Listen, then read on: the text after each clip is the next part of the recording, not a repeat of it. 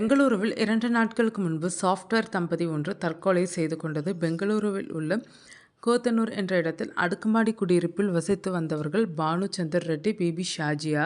இவர்கள் 2 பேரும் 2 ஆண்டுகளுக்கு முன்பு காதலித்து திருமணம் செய்து கொண்டனர். இதில் பானு ரெட்டி வேலை தேடிக்கொண்டிருந்தார். பிபி ஷாஜியா மட்டும் வேலை செய்து வந்தார். சம்பவத்தன்று ஷாஜியா இரவு பணிக்கு சென்று காலை வீட்டிற்கு வந்தார். வீட்டிற்கு வந்தபோது கணவரின் படுக்கை அறை உள்பக்கமாக பூட்டப்பட்டிருந்தது.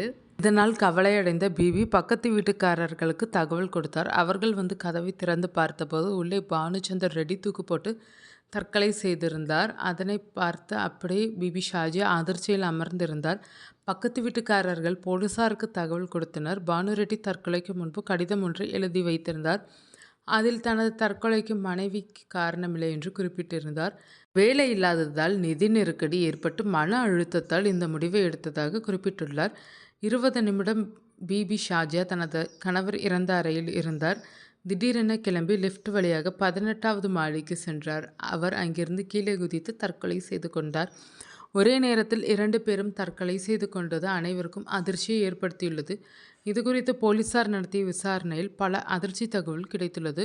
பானுச்சந்தர் ரெட்டி அமெரிக்காவில் ஆண்டுக்கு ரூபாய் 80 லட்சம் சம்பளத்தில் வேலை செய்து வந்தார். ஆனால் ஏஐ தொழில்நுட்பத்தால் அங்கு அவருக்கு வேலை பறிபோனது. இதனால் இந்தியாவிற்கு திரும்பினார்.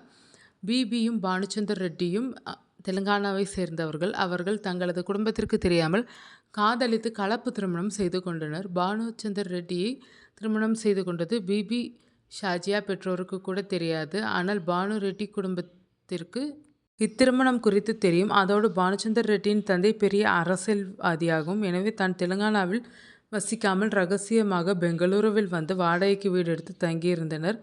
கடந்த 8 மாதங்களாக பானு ரெட்டி பெங்களூருவில் வேலை தேடி அலைந்தார். ஆனால் வேலை கிடைக்கவில்லை. அவரது மனைவிக்கு மட்டும் வேலை கிடைத்தது. வேலை இல்லாததால் பானு ரெட்டி மிகுந்த மன உளைச்சலுக்கு ஆளானார். பானு ரெட்டி ஐதராபாத்தில் சொந்தமாக வீடு ஒன்று கட்டி வந்தார். அதற்கு அவரால் பணம் ஏற்பாடு செய்ய முடியவில்லை. பானுச்சந்தர் ரெட்டி முஸ்லிம் பெண்ணை திருமணம் செய்து கொண்டதால் ரெட்டியின் பெற்றோர் அவருக்கு எந்த வகையிலும் உதவி செய்யவில்லை. அவர்கள் ஆரம்பத்தில் இருந்தே இத்திருமணத்திற்கு எதிர்ப்பு தான் தெரிவித்து வந்தனர்.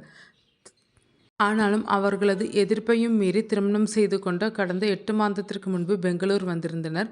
அவர்களது நண்பர்களுக்கு கூட தெரியாமல் அவர்களின் திருமணத்தை ரகசியமாக வைத்திருந்தனர். வெவ்வேறு மதத்தைச் சேர்ந்தவர்கள் என்பதால் ஏதாவது பிரச்சனை ஏற்படக்கூடாது என்று இதுபோன்று ரகசியமாக வாழ்ந்து வந்தனர் என்று போலீசார் தெரிவித்தனர். தற்போது இவர்களின் விபரீத முடிவு பெரும் சோகத்தை ஏற்படுத்தியுள்ளது.